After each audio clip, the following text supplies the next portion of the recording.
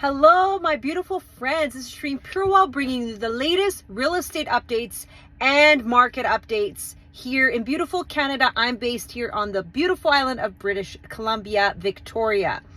So updates for this past few months. Sorry, I've been busy and away and up to certain projects, but I'm back now. And I just wanted to say, in the 3 weeks I've been away, holy smokes, has a lot changed, not just locally, internationally.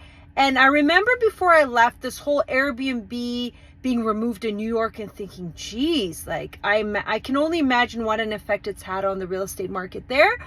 But wow, it wasn't long before it hit home here in beautiful British Columbia, where now we're hearing of all these urban areas. And it's a big deal because as a realtor, I can't tell you how many people I know have bought real estate for the purposes of investment or for the purposes of Airbnb, where they live partially and having Airbnb as well. Or in some cases, they're in the States, they can't come down.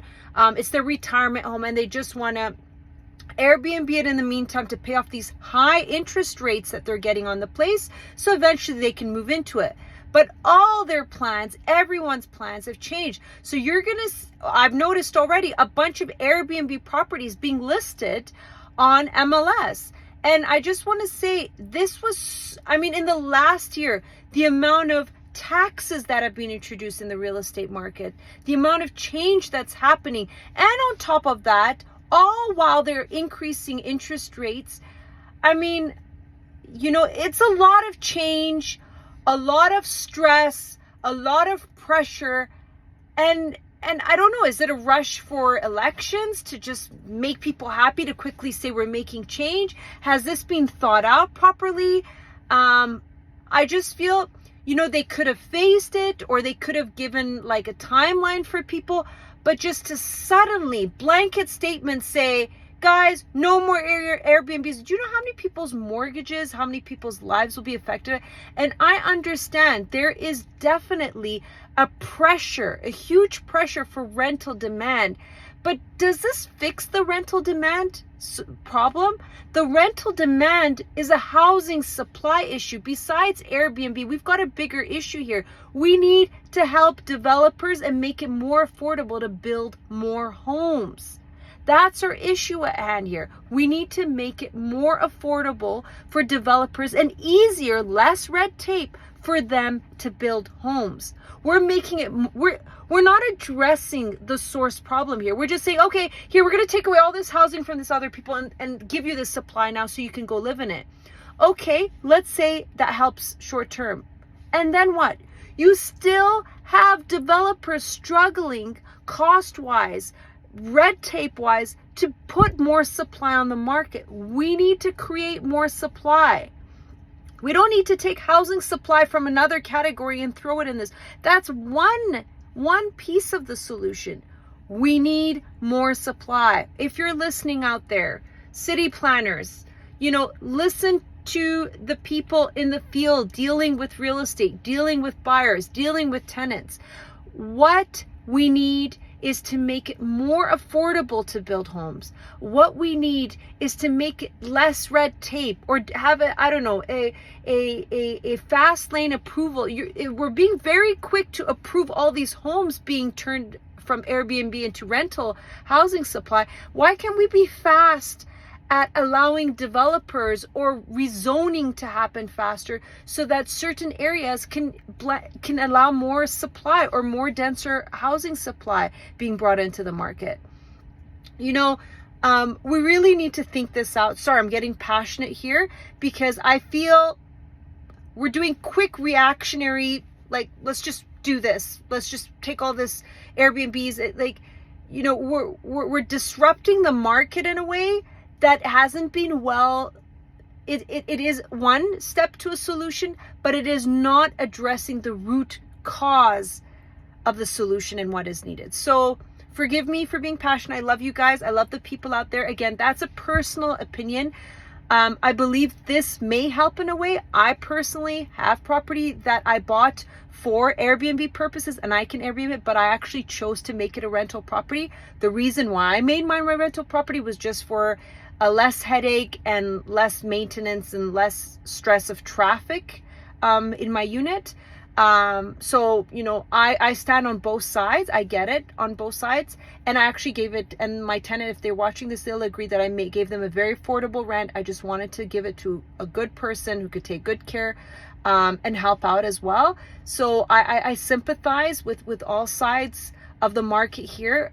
But what I'm trying to get at is, at the end of the day, the people we're trying to help, are we truly helping them? Let's put all this supply in the market. And there's still loopholes, by the way. If people live in it 30-40% of the year as primary residents, they can still Airbnb it for the rest of the year. So I want to make sure that when we do pass these laws, are we passing it properly? Are we helping properly? And what's the root cause, so that we actually help what is needed, which is supply, supply, supply.